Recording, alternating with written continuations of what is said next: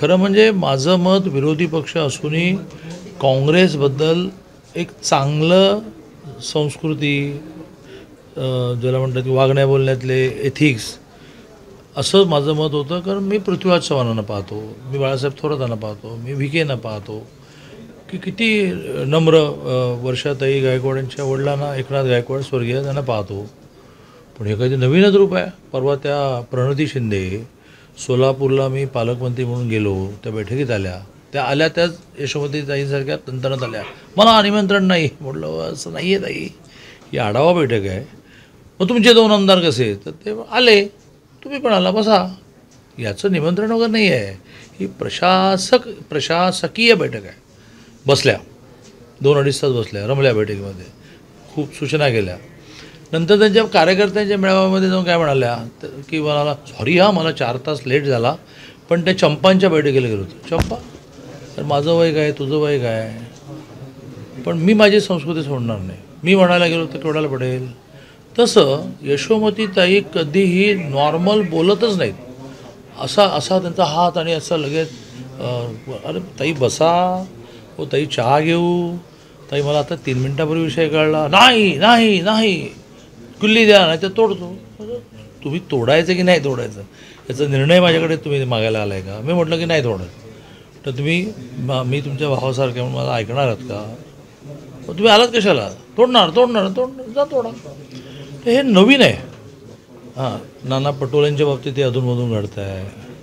पण आम्ही पाहिलं सुनील केदार, आम्ही पाहिले बाबासाहेब केदार, आम्ही पाहिले भाऊसाहेब मुळीक, आम्ही पाहिलं भाऊसाहेबांचा मुलगा जो माझ्यावर विधान परिषद होता, हां राजेंद्र मुळीक आमच्यावर होतं विधान परिषदेमध्ये. आम्ही पहिले दर्डा राजेंद्र दर्डा शिक्षण मंत्री होते. हां, वसुंधरा पुरके, ही खूप नावं घेता येतील. पण हे काहीतरी नवीनच आहे बाबा, सरळ बोलायचंच नाही.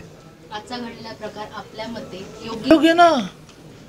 हे बघा, तुम्ही ते कार्यालय मागताय, मला कळलं किती मिनटापूर्वी, 3 मिनटापूर्वी.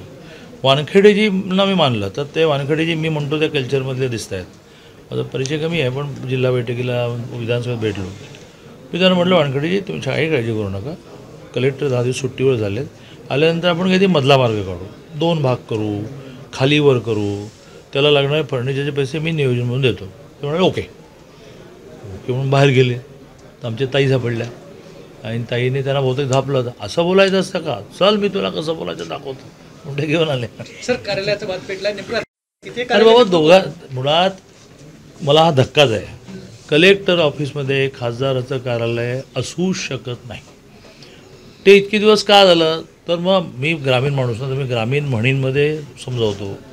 गेला तर हत्ती जातो, अडकलं तर शेपूट अडकतं. तसं त्यावेळेला गेला हत्ती.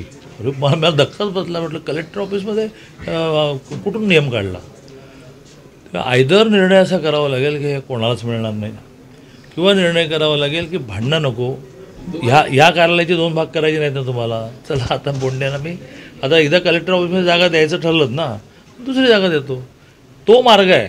प्रत्येक वेळेला आरडाओरडा करणं, बरं आम्ही आरडाओरडा करू शकत नाही. हां, मी विद्यार्थी परिषद ऑल इंडिया जनरल सेक्रेटरी होतो. माझे चळवळीतले सगळे फोटो आणि रूपं बघा तुम्ही, पण असं नाही बरोबर.